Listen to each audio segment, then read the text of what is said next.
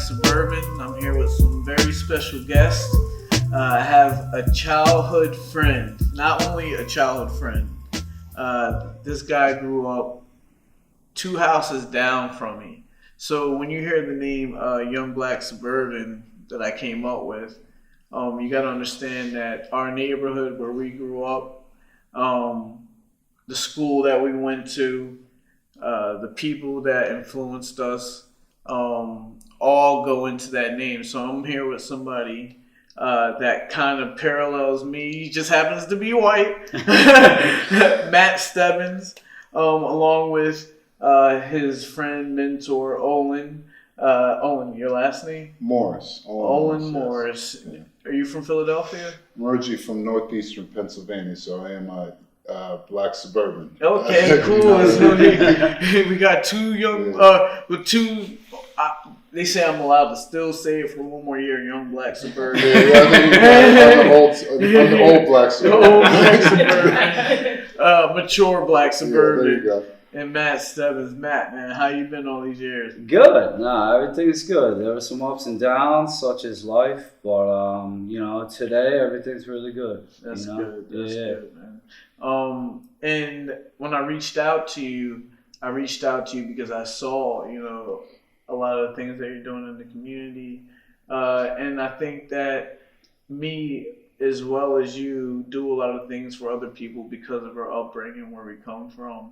And just, having such a great neighborhood and the way that we grew up. Do you remember those old days back in, for me, it's 161 Liberty Drive. Yeah, I was at 175. That was still 2 doors. Two 2 doors. Do you remember those days? Yeah, absolutely. I remember you were always a great athlete growing up. I was always hoping you were on my team for that one. Poaching him on that. There were a lot of great memories there, and having the circle down at the bottom and that big giant field where, you could have those big neighborhood cross hockey team wars and stuff like that went on for entirely too long. Pretty sure that our side won. Definitely the long term for sure. And I think that there were a lot of advantages to where we grew up in terms of being able to go to Pennsbury, walking out of there with a good education for public school. That was really a blessing that I didn't really realize at the time. Right. Definitely in that first year of college for me, kind of peer reviewing papers from other people, and I was like, oh wow, all right, y'all, I got a way better English education than you. And I think that it was a really good experience overall. Especially comparative to some of the things that I've seen in Southwest Philly, North Philly, West Philly, that there were a lot of advantages that I had growing up to be able to get a step ahead in a lot of ways. Right. Olin, you have a similar upbringing? Yeah, so I grew up in northeastern Pennsylvania, which is, I wouldn't even say it's a suburb because you're out in the, now what is considered Trump country, but, about an hour and a half from New York City, hour and a half. What town did you grow up in? I'm from Wilkes-Barre, Pennsylvania, which is a city of itself. A small city of itself. Right. They have a lot of boxing there, actually. I don't know why. Yeah. But there's a lot of boxing. A lot of boxing, a lot of wrestling. Yeah. Wrestling was my outlet, but boxing was my first introduction. My father was a boxer. Didn't do it on any major level, but that was one of his loves. But wrestling was the one that was big for me. Right. So I spent my whole life doing that. Right. So we mentioned how me and Matt met. Mm-hmm. How did you guys meet? How did you become friends? Maybe I'll let Matt take that. Yeah.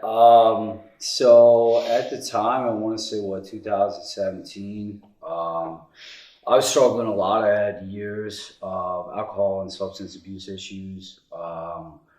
When things would get better, then it would get worse. Things would get better, things would get worse. Eventually, it kind of came down to this point where I was broke, unhoused, lost my job, lost my girl, all these things again and again and again. I was back on the streets, nothing, didn't have a pot to piss in, whatever. And I was sitting on a park bench in South Philadelphia, and it was going to take my life. And at that point, during those last few days where I'd been up for like 2-3 days at that point, someone I was with had mentioned that, like, hey, if you're ever struggling or like looking to get out of anything, one of my old roommates like kind of helps people and all this and that. Which is funny because that conversation was at 7 a.m. in a bar in Point Breeze. Right. But, it is what it is. It happens like that. Yeah, like a real blessing. So, it kind of came down to like I had nothing to lose. Absolutely nothing. I already lost everything, and either I was going to die or I'd give this guy a call. I called him. It was Owen. Needless to say, I was on a plane 2 days later to South Carolina, which, has its ups and downs. I was there for about 3 months in the treatment center. And then when I got back, he called me and was just like, hey, you doing all right? Like, let's go catch a coffee. We caught up. I had never met him before at this point. The guy had, basically done what he could to help me help myself. And we had a coffee. He was a lot bigger than I expected. I couldn't tell over the phone. And then after that, we started going to meetings. He eventually, became my sponsor. And then I want to say maybe like 6 months after that, he was kicking a roommate out. I had to get out of my apartment and moved in with him and his now fiance. We've been living together for about 3 years. And now he's, one of the board directors for Double Trellis, the organization that we run, and a big part of, the motivation for this community work and outside of the food, working in harm reduction, some of the intersectionality of, poverty in Philadelphia and, worldwide, but specifically in Philadelphia. Well, before we get into your nonprofit, before we get into that work, I want to just talk about what you just explained to us, because me and you haven't been in contact really since high school, maybe even earlier than that. Yeah. So this is my first time, besides talking about being on the show, knowing about your substance abuse. I don't know if it's substance, but alcohol. Oh, it was both, I'll tell you that. Yeah.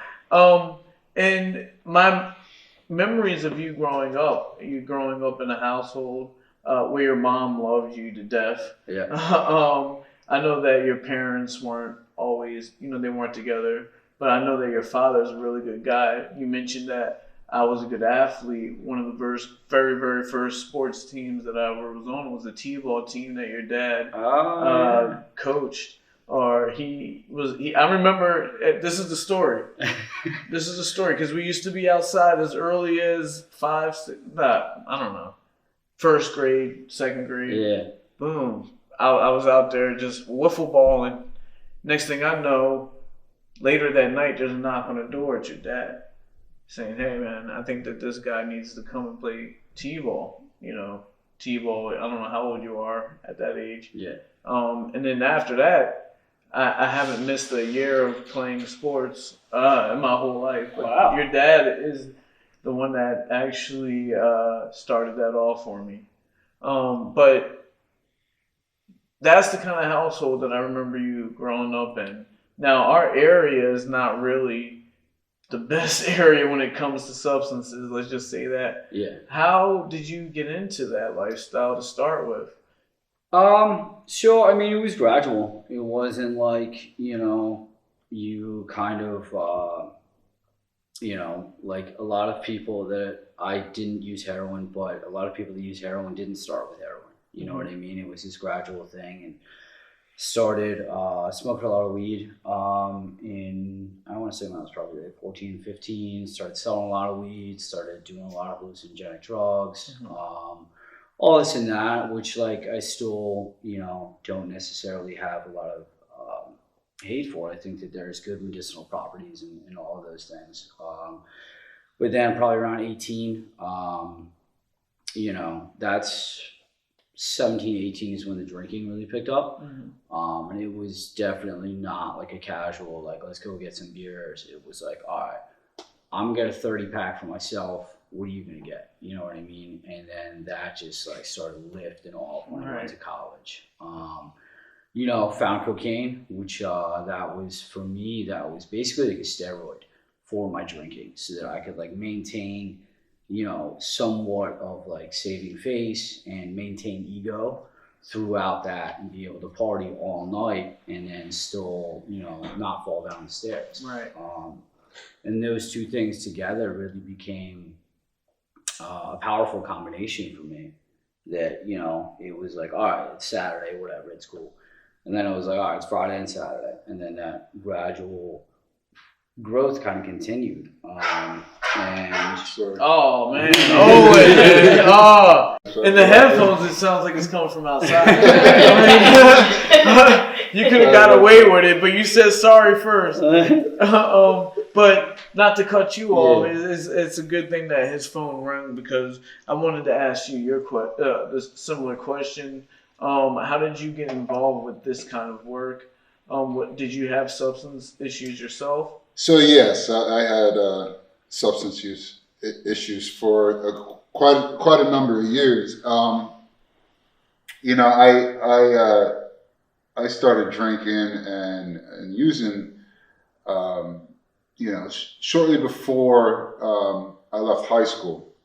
You know, like I said, I was a wrestler, you know, a competitive wrestler. And up northeast, you know, that's what you do. You live, you die, you sleep wrestling. That was my main focus. But on the off season, I was out there drinking. And when you know, if there was time in between, I would be drinking out in the woods or wherever. And that slowly that became a progression over a period of time. And then you know, I got into drugs shortly before I joined the military. I joined the Army. I was going to go on to wrestle in college, but I knew I was going to screw that up. So I was like, you know what? Everybody in my family is military, so I'm going to go military. And, you know, when I got out of the military, I picked up where I left off. And it just, you know, progressed. Right. I did get a college education, and I was able to maintain jobs, but, you know, those jobs that I would get, you know, they'd be well-paying jobs, but I would always end up back at the same point where I was either on suspension or I wasn't waking up on time. My life was just, you know, unmanageable. So, you know, you do that so many times, it's like, all right, what is the common denominator in all this? And it's my drink and it's my behavior.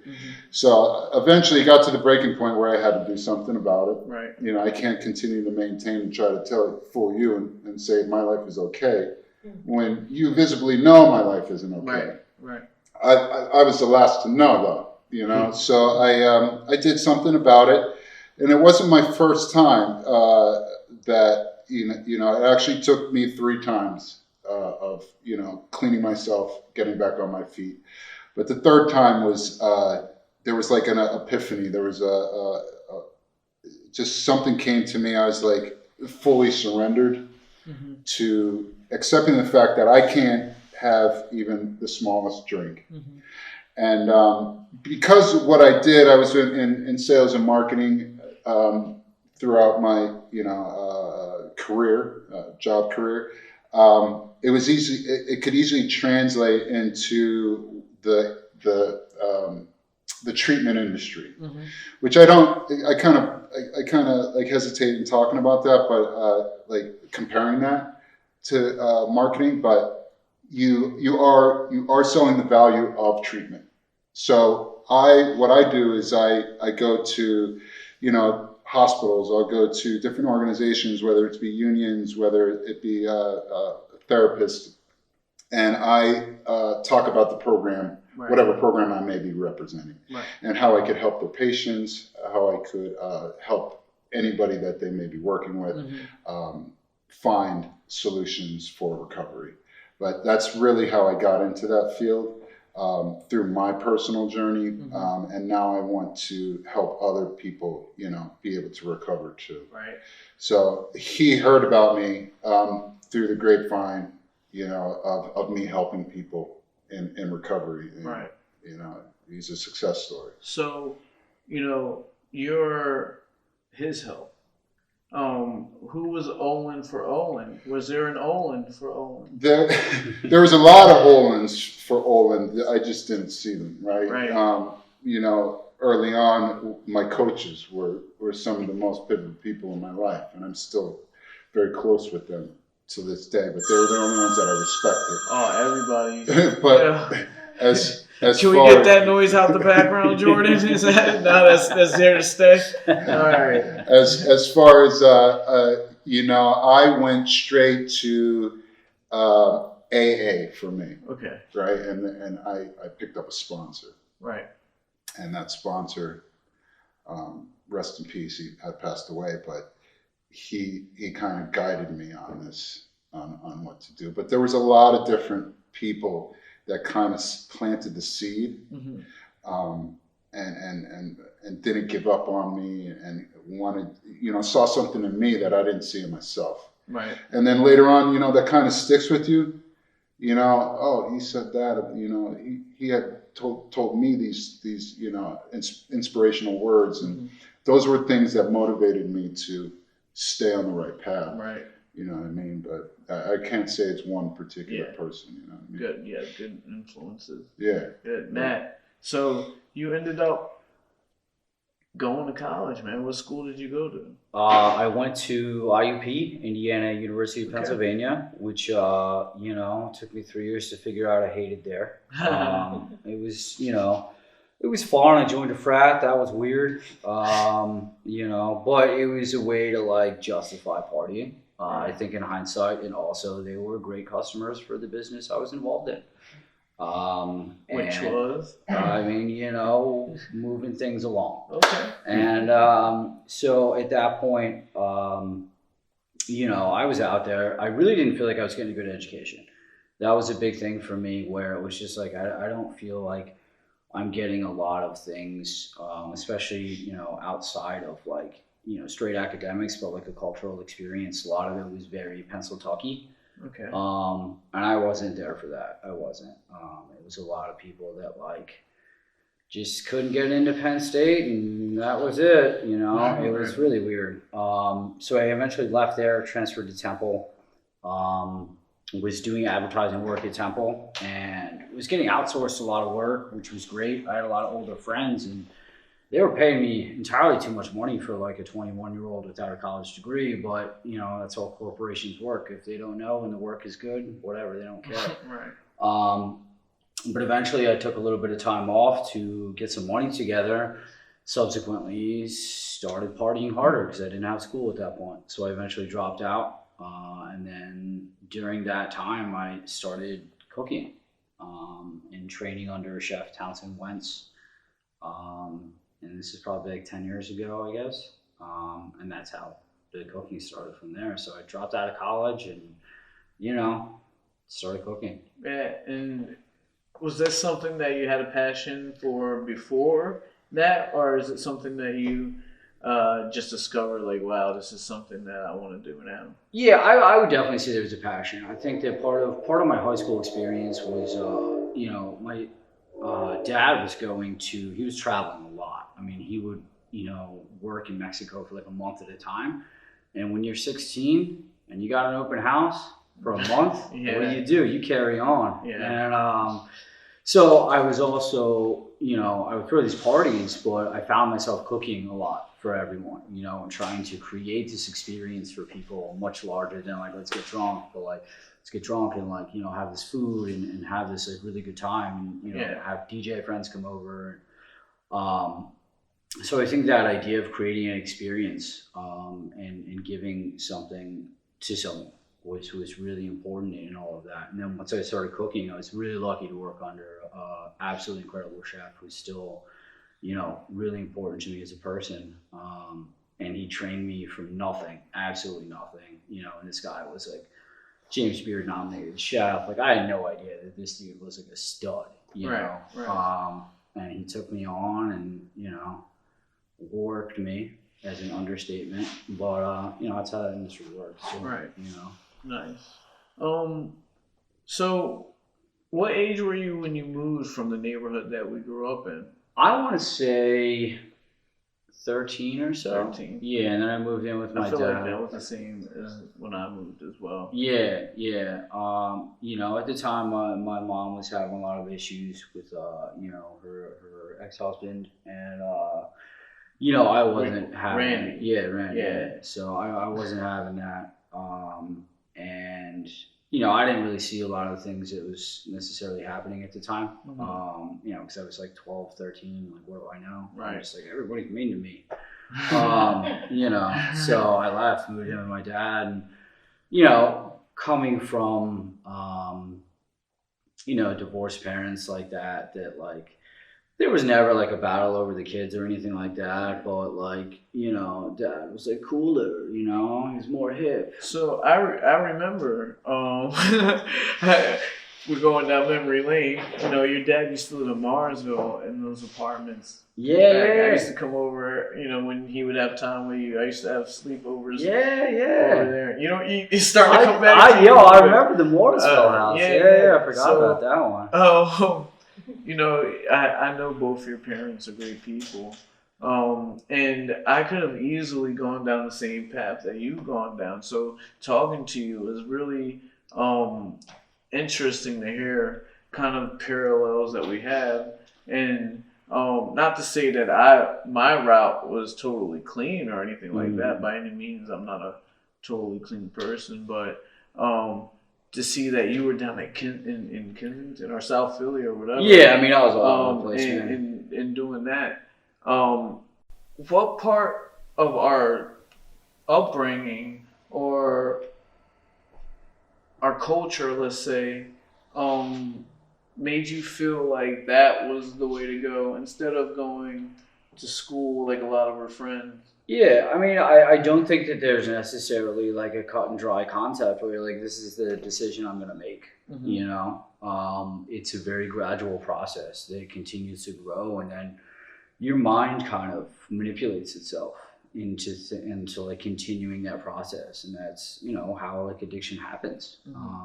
You know, talking to a lot of unhoused people, it's not like they were just like, everything's good, like, forget it, I'm gonna sell my house and go live on the streets of Kensington. Yeah. You know what I mean? So I think that you don't really see it at the time until you're like, oh man, this is like, I haven't showered in 3 days, I'm sleeping in the woods right now. You know what I mean?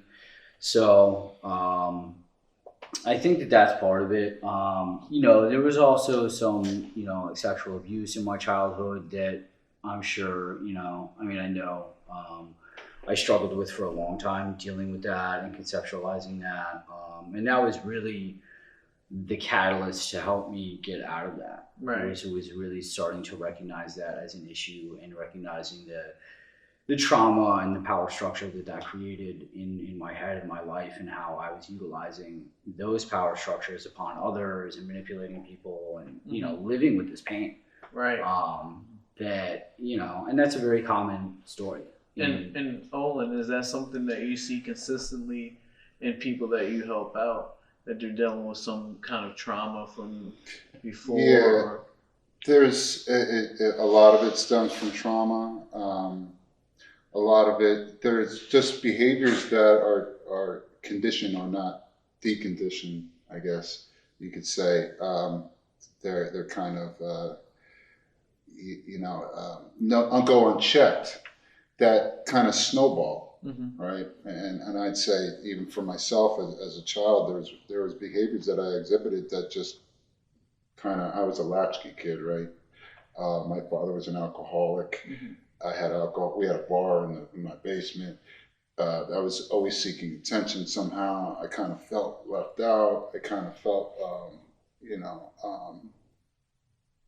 like the oddball, and I had behavior problems, right? But nobody was really checking that. My only outlet was wrestling. I think if I had some more influences, and maybe maybe had the attention of my father at the time. Maybe I would have gone a different path and produced better coping skills. But my coping skills became diluting those feelings, right? Of feeling strange, feeling different. And as soon as alcohol got into my system, I felt comfortable. Right. That was my coping skill. Mm-hmm. And then that kind of snowballs, like, you're always seeking more. I always wanted to take things to the limit. Even when I was in sports, it was like, go to the limit. Right. I mean, I have multiple injuries now from going to the limit still, and I'm sober. You know what I mean? Right. So yeah, there could be a myriad of different reasons. I can't personally say that I've experienced trauma the way some others did. Right. But I was, there was mental abuse, there was verbal abuse in my family, mm-hmm. And there was sexual abuse in other people in my family. So, it's like a salad of a bad salad that's put together that causes people to go the direction that they go. And I'm sitting here looking at both of you guys, and there is clear evidence that there's a way out of that situation. But it wasn't that easy, obviously. You mentioned that it took you a few times. Do you remember those days where you felt like it was impossible, Matt? Yeah. That went on for a really long time. And I had tried by myself to get sober, get clean. One of those incidences, I got 30 days sober, and then I went out to celebrate by getting drunk. And that's like how the mind works at that point. Right. That's what made sense. And there's also this like delusion for someone like myself, that, cool, I took a break. Maybe I can just, have one or two beers at the barbecue and go about my life. And maybe that day that would work. But within shorter and shorter amounts of times, it was always back to nothing, mm-hmm. and losing everything again.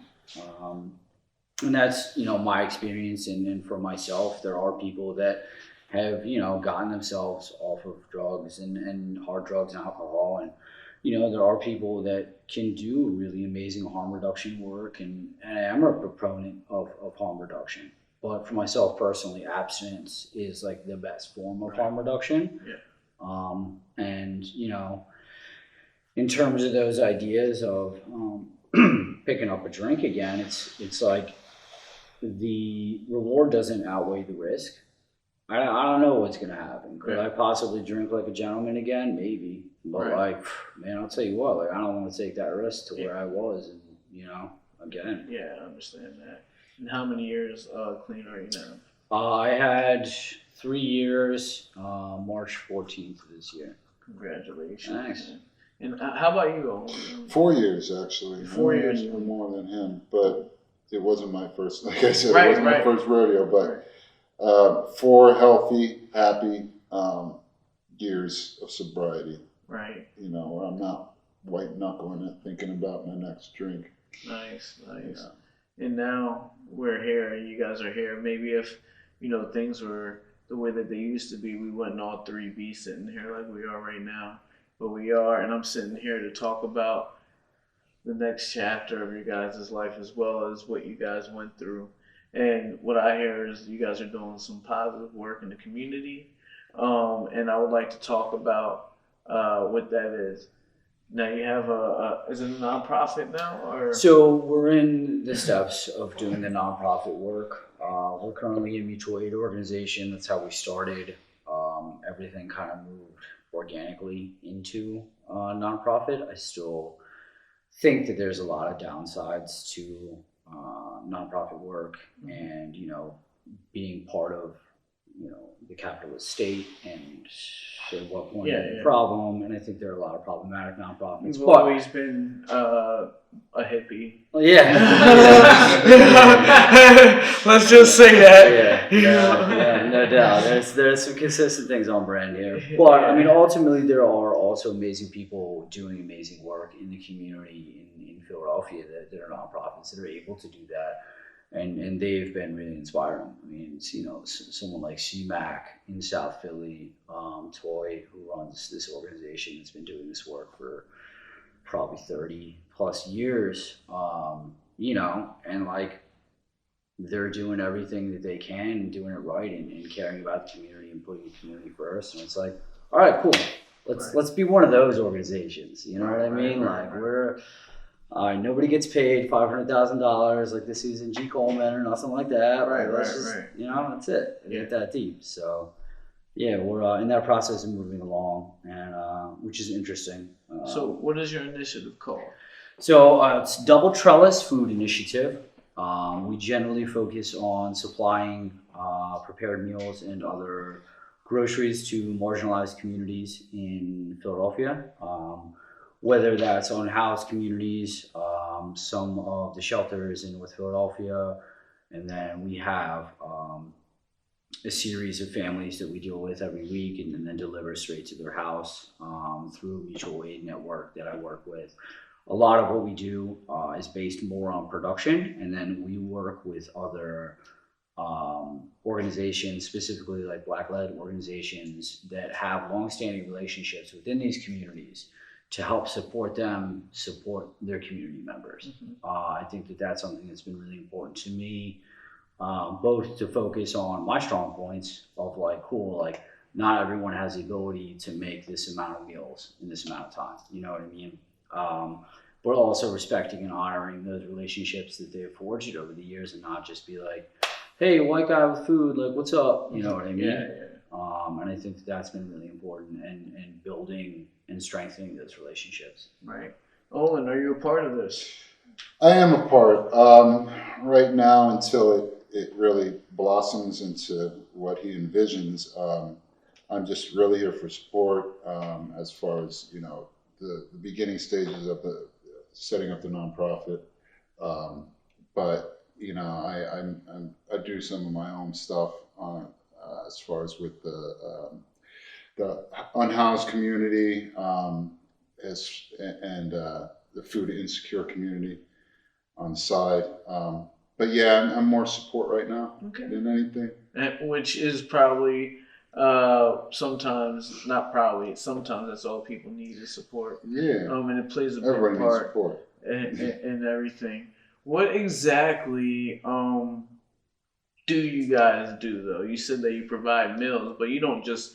It's not as simple as that. You're not out there on the corner saying, "Hey, we have free meals." That's not how it works. So we could go over this week, for instance. So we work a lot with Prevention Point in North Philadelphia, which is a home reduction organization that has a couple of respites on Kensington Ave. So those shelters themselves, we will provide finished meals for them. So I probably braised like 60 pounds of chicken and, did like a chicken tinga, made enchiladas, reduced the sauce, all that stuff. And then did that for probably about 75 people, side of black beans and rice, stuff like that. And then for my other families, we also did some braised fish, lentils, some cauliflower steaks, with harissa. So basically, this week was really all about production. We did move some groceries. I work with a local co-op in Kensington that I take a lot of their food that they may not be able to sell, that's still good, and then redistribute that to families or cook with it myself. Like, that's where the fish came from.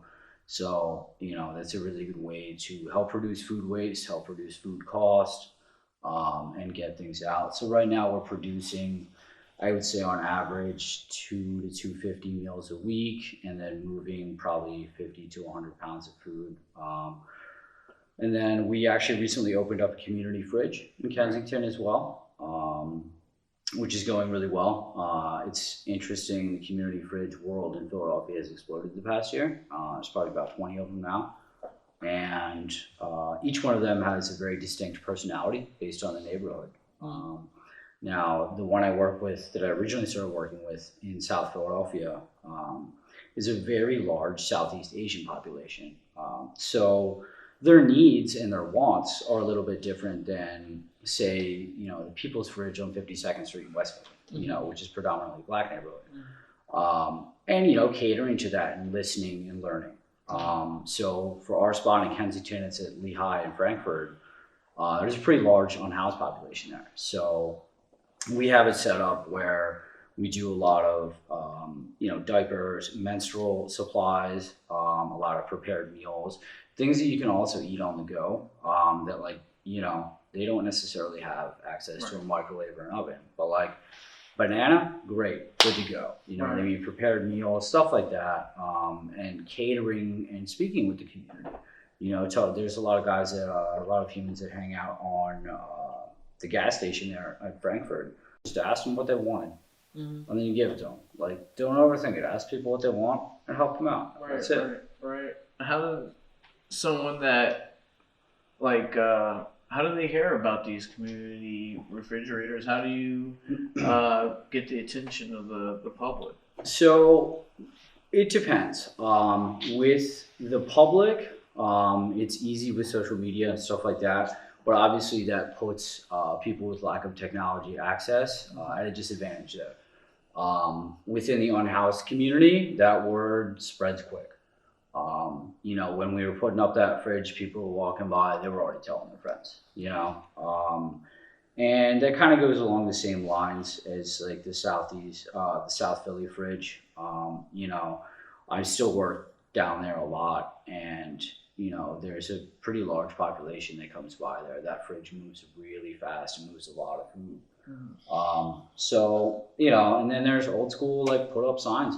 Right. So we have signage all over the fridge. If you're walking by, there's definitely a giant sign that says, free food in 4 different languages. Right. So, how is the process of keeping the stock, keeping the tallies of, when we need to come in stock? How does that happen? I have a vending machine right here. Yeah. And it's computerized. They know at the factory when I need to be refilled. How are you doing this with the community kitchen? Are you just checking in on it every year? Yeah, that's it. We have a series of volunteers, and then we set up, various spreadsheets, and it kind of, luckily we live right there, so I checked on it earlier today, and it was doing okay. And that's a thing where it's just checking on it, cleaning it, throwing some stuff in there. Doing larger runs definitely helps a lot. When you're able to get, instead of putting 1 gallon of milk in there, you can put 8 in there, and that takes a little bit longer, buys you some time. But it's all community based. It's all based on volunteers that come through. We set up spreadsheets and have volunteer time slots. So generally, in theory, it's being checked on 3 times a day, morning, afternoon, and night. Funding for that is all community based, and that's through Venmo and PayPal, and so keeping tallies on what we're spending. We reimburse people to a certain extent, and a lot of people don't take it, to be honest with you, which is really great. But the whole idea in the long run is that myself and the 2 people that are running that fridge, they're both from Prevention Point, actually. Is that we're not running it. We don't want to be seen as founders. We're just community members, and we want this fridge to be run by the community for the community, and that's it. There's no hierarchy. There's no power structure. There's none of that. It's. So what you're saying is you don't want to be able to buy a mansion off of this. No, definitely not. No. Yeah. I mean, I got both those fridges for free too. Right. That's cool, man, and it's a very good concept. I don't think people really understand the concept of food deserts, and certain people that can, even if they can afford food, don't have access to it. And for you guys to be bringing it right to the neighborhood is great. Do you find anybody taking advantage of it, or? I don't think that there is a way to take advantage of it. If you are in a position that you need to take that entire fridge and sell it, then you're probably not doing too hot. And then that's what needs to happen. You know what I mean? I don't know what happens sometimes, and that food moves fast. You know, I don't know if you're taking that home to feed 15 people. I don't know if you're taking it home to your whole block. I don't really care. I'm just going to go get more food. Yeah. Because we have access, you know? There's a weird thing, like you were talking about the communication. There's on a street level, there's a way that communication amongst the people that are living there could spread like wildfire. And there's also like a code of behavior, like especially amongst the unhoused and the homeless. They take enough. You know what I mean? And like you said, if you want to take it all, you may need it more than the next person. You know what I mean? But it's you know, you kind of leave it open for people to, you know, regulate themselves. You take your finger, you know, away from trying to control everything. Right. That's the way I look at it. Right. Is there a next step to this concept? For the community fridges, or even just the next step for you? Yeah. You know. So to answer both that two different questions separately, community fridges, yes, I'd like to, you know, be a part of opening more community fridges and learning from this experience and set them up deeper in Kensington.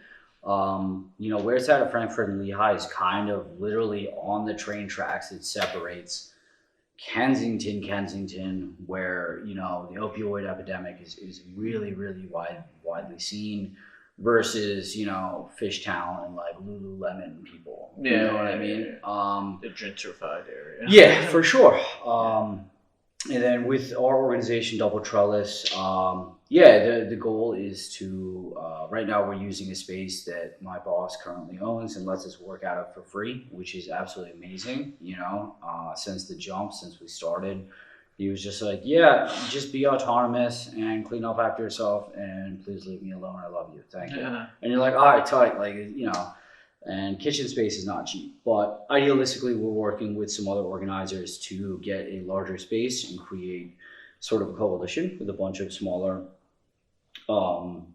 organizations doing food insecurity work, so that we can basically be operating 7 days a week around the clock, you know, without having people working 80-hour weeks, because that's kind of counterproductive to everything that we're doing. So that's definitely the move that should be, you know, we're looking hopefully September. Life is going to life, so we'll see what happens there. But generally, creating significantly more production, assessing the needs of different communities. There's definitely some niches in, I don't want to say niches, but there's definitely some areas in Philadelphia that are not being supported enough. There are, especially on the large scale food production, a lot of the organizations that are doing that are really focused on like a lot of either elderly or children, like, you know, dealing and working with the unhoused populations. That's like little churches and stuff, and people that aren't like necessarily coming from a chef background. They're rad people doing rad work, but it's like, you know, 3 people that just bought like 20 pounds of pasta and was like, all right, we're going to the park. You know what I mean? So it's a little bit different, especially having the ideologies that I have. It's funny because I do these little community cleanups, you know, and I get frustrated because I'm like, we shouldn't have to do this, you know. Someone's getting paid, but we're still out here. But I put it together just willy-nilly, like you said, someone buys some pasta.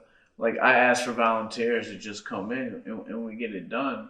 Have you ever thought about asking somebody that is a part of government to help you? So we're, you know, I'm involved in some of, there's a mutual aid coalition type thing happening right now with some of the council members from the Philadelphia City Council. You know, part of dealing with the government is that the government causes these problems. So it's a difficult thing to balance that and seeing where's what, and if we're not just perpetuating these issues in this like really cute little tied up bow, but it's still harmful and doesn't create any solutions. Right now, we're acting as a stopgap by providing these meals, but that's not a long-term solution to getting people food. Right. That's going to happen via land sovereignty, via higher wages, via job placement, via job training, via education. All of these intersectional things that are the reasons why food insecurity exists. I want to be in a position where I don't have to make these meals because people have their own food and they're able to. Right. I just want to go like fishing and retire. Yeah. You know what I mean? Yeah. Like I want people to have their own food, and the issues that are preventing that from happening really go back to a handful of public funding and the way that money is being spent and the way that the government's handled a lot of this. I mean, you look at Philadelphia completely denying the opioid epidemic for 15 years up until like a year ago. They're like, oh, this is bad, and you're like, man, it has been real bad for like 15 years, dude. And they just hide it, and they just keep it. They just try and keep it in Kensington, and it's. But it's not just Kensington. Yeah. And that's why I'm happy to have you on the show, because we have so many friends who have been to the depths and they're no longer here.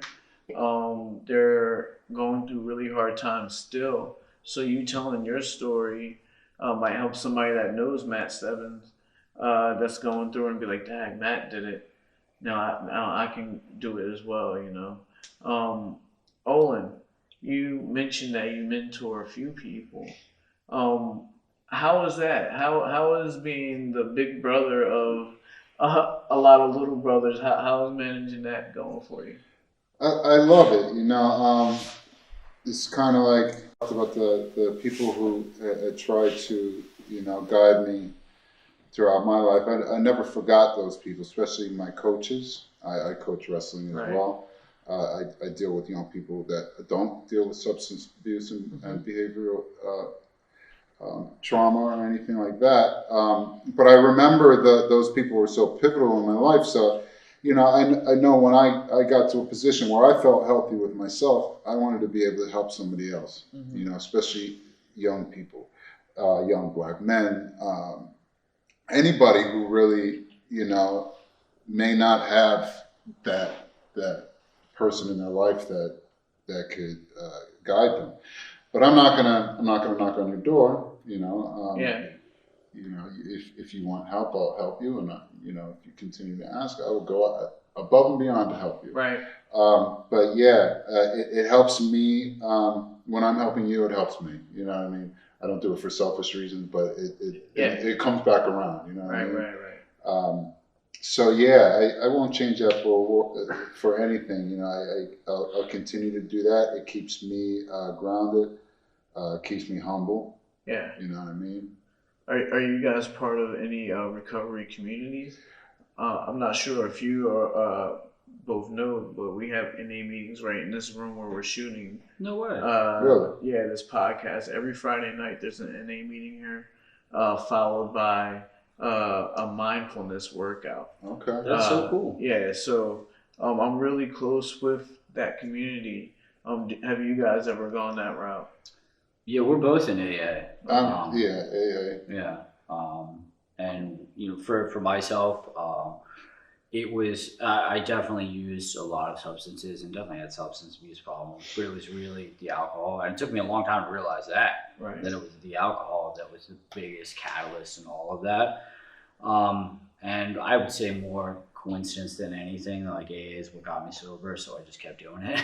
Cool. But NA's got a lot of the same principles and amazing people and people getting their life back. Right. Yeah, I don't split hairs when it comes to that. If you are practicing recovery in any form, I'm always supportive of it. You know what I mean?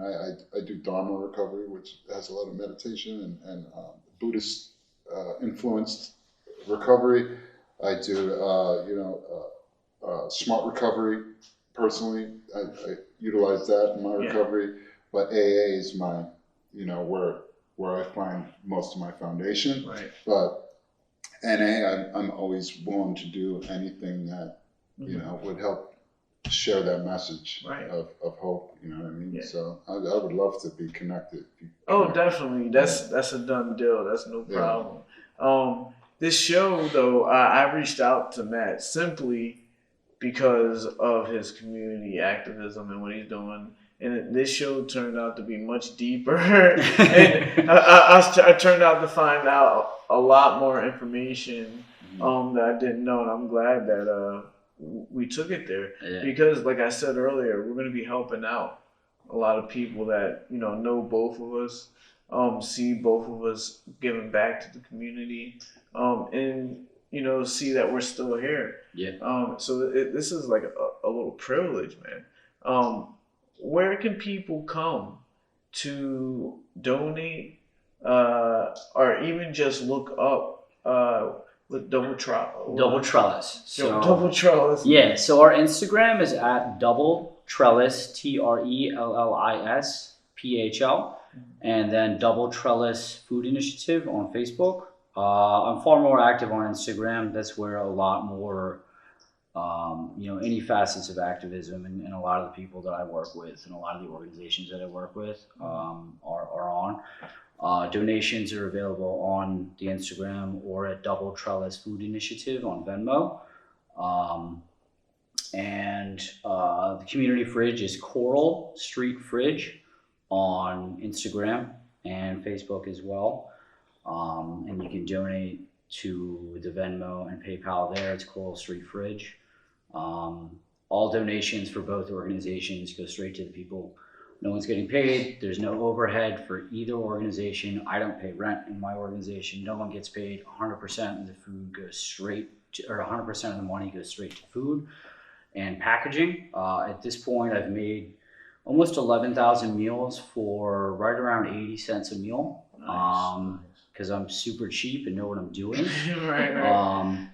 But that's all really, that's real food. You've seen some of the meals on Instagram and stuff. Right. And like, those are big plates. That's important to me. One of the first things that, when we were first out there during the uprisings in June, part of that was speaking with the community members out there, and I was asking them what they wanted to eat. And they were like, listen, like, this might be the only thing that I eat today.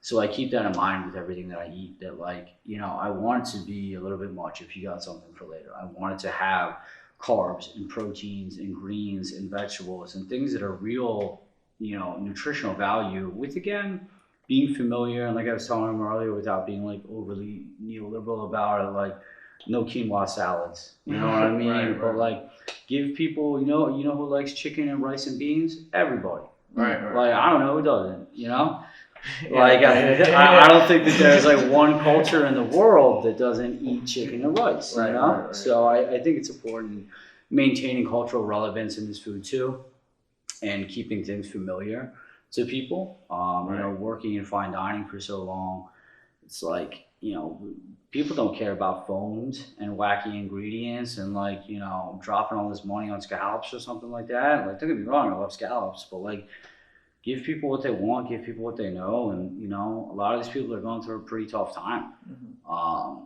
And give people comfort food, but like make it have some sort of nutritional value and make it balanced, and care.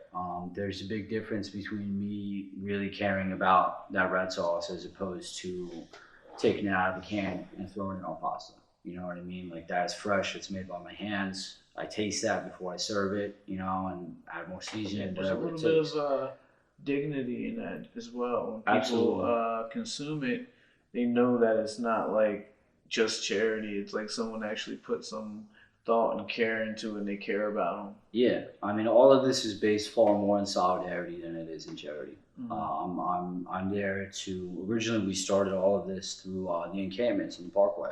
Right. I met the organizers there in June, and then within a week, we were making hundreds of meals for them at a time and supporting that community greatly. And, that was one thing that we took from that, was that, it wasn't this charity-based thing. It was, I was trying to give them the energy that they needed to have their voices heard. Because I don't want to speak for them. They have opinions, they have thoughts, they have their own voice. I was there to give them energy to do that. Right. And those encampments had some ups and downs, but ultimately, like, there were some houses given. There were a lot of things that happened. That was a crazy summer, I'll tell you that. Crazy summer. Yeah. But But you're here, man. Yeah. And Owen, do you have a social media handle? Do you? No, I don't. Oh man, mature Black Suburban. No, but you could always contact me through Matt. Through Matt. And I'll definitely give you my contact afterwards. Cool.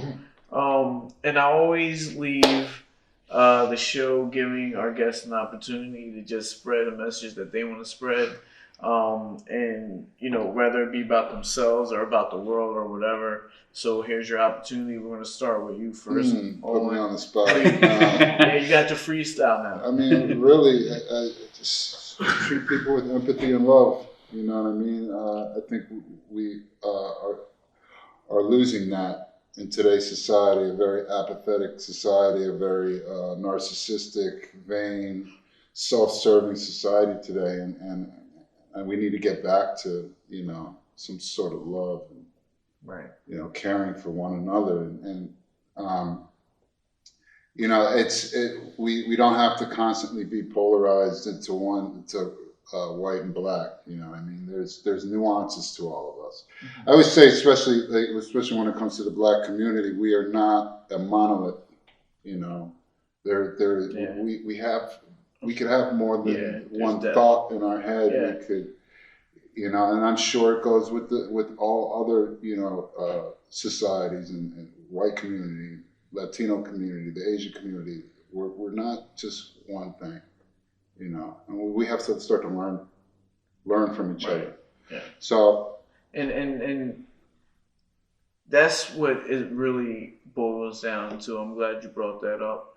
Before I ask Matt his question, because not even myself, before I started traveling, when I was just a fighter in Philadelphia, mm-hmm. I was closed-minded. It took for me to go and experience other cultures to really have an appreciation for humanity, and things that were different. So what you just said kind of hit home with me. It's like, look, every culture has their thoughts.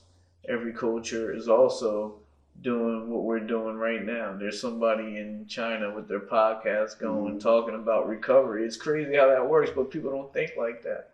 And that message is going to hit home with a lot of our viewers as well. So I appreciate that. Matt, it's your chance. Oh, there we go. Man, you got to lose a lot of people on this podcast. I should have warmed up first. I got you. So I think that, in terms of looking at, community support and mutual aid, mm-hmm. And these spheres, it happens on a very micro level as much as it does on a macro. Albeit I'm able to produce, thousands of meals and do all this community organizing and work with all these amazing people. But as a singular person, anyone can support another person that needs support. It ain't that deep. You know what I mean? If someone needs a hand, give them a hand. If you're able to, give them a hand. Or if you need a hand, ask someone that can give you a hand. Right. There's a lot of facets to support, whether it's just lending an ear or giving a ride, picking up extra groceries for, the little old lady down the way, it doesn't have to be like, oh, you got to go start a nonprofit.